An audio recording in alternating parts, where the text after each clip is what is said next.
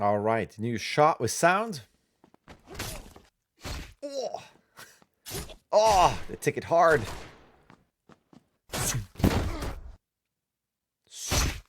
Oh, violent. All right. So overall, there's some cool stuff. I'm going to turn off the sound. Some cool dynamic stuff, cool action. And this, to me, falls into the realm of pushing it a bit further. And let me just see as I'm scrubbing through, because I finished the previous critique with my head up there. I'm going to bring it back down so you can see more of the action. So I think it's cool. And actually, just the previous critique, I said the same thing. Push it 10%, maybe 15% in terms of posing. Even this here coming in, unless the intention is for a samurai sword or whatever sword you have here, surprise, I would even push that arm out and then show that. Come in here with that sword there going, oh, there, someone means business. Because up until then, we don't quite know what's happening.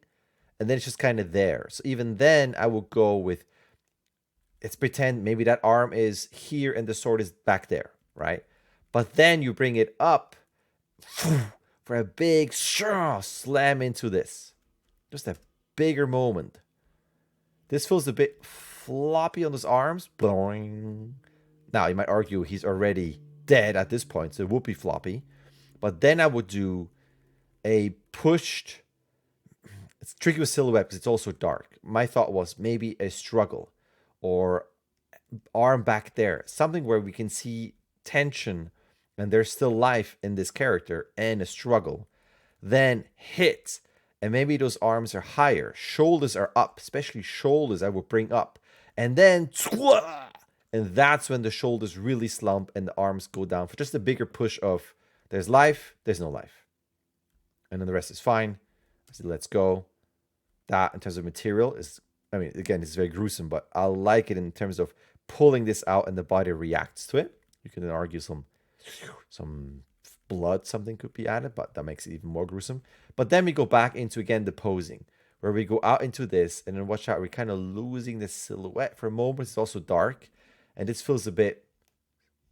This works, but I would still bring it back further. This is my awesome arm, by the way, right? But you would have it here, or something, where it's just, you push those moments. Nice, clean, I like this. Slightly covered. I just feel like we can go further. Again, we're missing the arm. I guess that's the sword here, but this just feels like a stump silhouette versus what if either higher or lower, and we can see this, and then we understand the sword up there with my awesome drawing. We're just kind of pushing those poses more. Like, this feels nice, but then I would almost go, no, it feels okay. Let me see, real time. Because it's always one thing when you just look at it frame by frame versus what? That's not what we're looking at. We're really looking like this. Yeah, looking at this, the retreat here, or change, feels just kind of almost lazy and kind of cycly versus and maybe even stay lower. Dynamic pose. Go up. Run. So that we have a higher position, low position for a squash anticipation. Go up here into this. This would really benefit from some splatter here. To push that energy over. This again feels soft. This feels like it's massively based on reference.